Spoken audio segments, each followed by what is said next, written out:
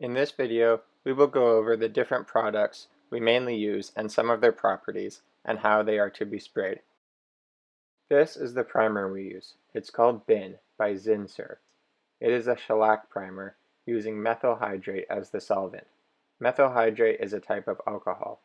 The solid parts of the primer are dissolved in this alcohol, and as the primer dries, the alcohol evaporates into the air. This causes it to have a very quick dry time. Shellac primers are very good at blocking stains and sealing in oils into the wood. They also have excellent adhesion to many different surfaces. This is the main product we use for all our top coats. It is called Milasi. Milasi is an industrial water-based lacquer. Because it is water-based, there are very little harmful fumes, so we are able to spray it in people's homes. The lacquer dries very hard, tough, and smooth, which makes it ideal for cabinets. Dark colors and light colors behave very differently with this product, so we will treat them separately as we go over them. Those are the main two products we use, but there is also a third called Chem Aqua Primer. We only use this primer on oak cabinets to give extra layers to fill in the grain. Chem Aqua is a water-based primer. Different viscosities or thicknesses of the product you are spraying will determine how you want to set up your gun and how you want to be spraying. Let's start with the thinner products. With thinner products, you require less pressure coming from the sprayer, as it will be easier to push a thin liquid through the nozzle. You also won't need as much paint flow for the same reason.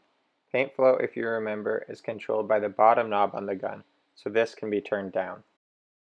Since there will be less paint flowing out of the nozzle, less air will now be required in order to atomize it.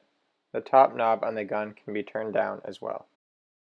Thin products will also make a larger spray pattern width for the given gun settings. Since we are aiming for a spray pattern with a width of about 6 to 8 inches, you can loosen the air cap ring until you achieve that size. Now let us look at thicker products for comparison. Products with more viscosity will need more pressure to force it out of the nozzle, so we can turn the fan up on the sprayer.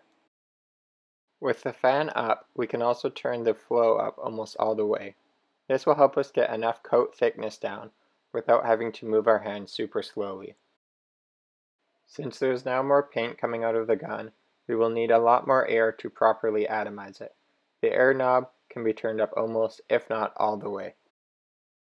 Because the product is thicker, the spray pattern will now become a lot smaller, so to get it back up to at least 6 inches, we will need to tighten the air cap ring. The following products are the thinner ones. BIN Primer. BIN is definitely the thinnest of all the products we use. All the settings on the gun can be turned way down when using this product. Chem Aqua Primer is also pretty thin, although it is a little thicker than the BIN.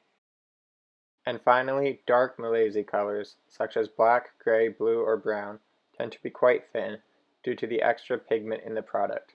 Pigment is very watery, so it thins the paint down a lot. Dark colors behave a lot more similarly to the BIN primer than to light Milasi colors. Thick products consist only of the light Milasi colors, such as the many shades of white. Most kitchens we do will be white. White Milasi is quite thick, much thicker than any of the other products, so the gun settings need to be turned up almost all the way in order to achieve a nice finish. Now let us go into each product with some more detail, starting with the BIN primer. As I said earlier, shellac primer is alcohol based. As a result of this, there will be strong smells of alcohol as it dries.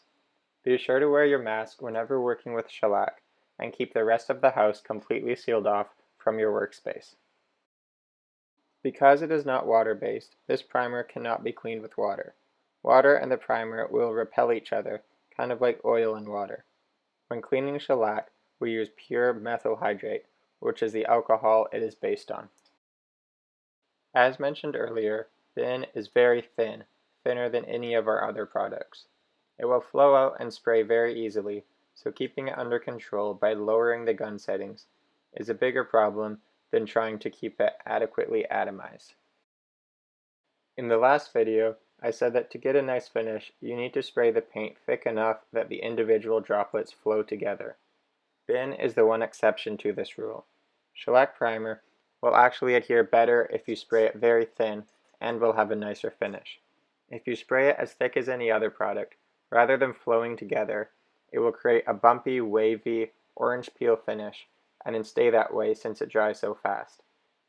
When spraying, move your hand very quickly in light, dusting coats so that the surface is barely covered and you can just slightly see the cabinet color showing through. Let's go over the Chem Aqua primer next. Chem Aqua is water-based, meaning it can be cleaned with water. This also means that it won't smell very strong, although it does have some slight fumes to it. Chem Aqua is on the thinner side, although it is not quite as thin as the shellac primer. Since we only use this product for covering up wood grain on oak cabinets, you can apply it very heavily. We will be sanding it down a lot after, so the quality of the finish doesn't matter too much, at least for our purposes. Next, we'll go over the light colors of Malize lacquer. Like Chem Aqua, Malize can be cleaned with water since it is water-based. Malize is nice to work with as it hardly has any fumes at all. It is, however, very thick, which can make it difficult to atomize correctly sometimes.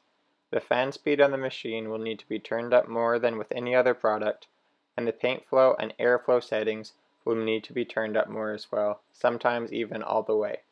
If the paint gets cold, say if you left it in a vehicle overnight, it will be especially difficult to atomize and you may need to wait for it to warm up.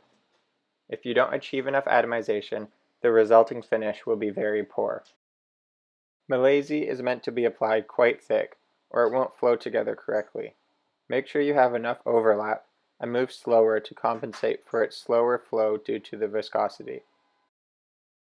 One advantage to spraying with a thicker paint is that it won't drip or sag as much, which makes it easier to spray vertical surfaces. Let's go over dark colored Malize separately as it behaves very different. The dark colored Malize is very thin due to all the extra pigment it has to give it its color. Malize actually uses much more pigment than most other paints do to give it really good coverage, but as a result, it thins a lot. This means it will run, drip, and sag easily. Be careful not to move too slow or pause even for a split second while depressing the trigger, or go over an area twice by accident, or it will drip. Dark colors will also make a lot of overspray compared to the other products. The paint will travel very far in the air while wet, meaning you could accidentally spray a wall that is as far as 8 feet away. This means that when doing a dark kitchen, you have to go a little overboard with your masking. Not just masking the area directly around the cabinets, but almost everything else in the room. Another weird result of dark colors is that the sanding marks from the previous coat will show up when the light hits the surface just right. This means you have to be careful not to use too coarse of a sandpaper before the final coat, and if you repaired any areas, sand them down a lot with very fine sandpaper to make it completely and consistently smooth. And finally, you will need to mix it very thoroughly, as the pigments will separate within the gallon quickly. Mix the paint for a minute with a drill mixer right before every coat. This is super important, as if you don't mix it, the color could come out wrong and the client will be very upset. So there you have it. As with before, practice and repetition is the main road to having a perfect result, though knowledge of what you are spraying always helps.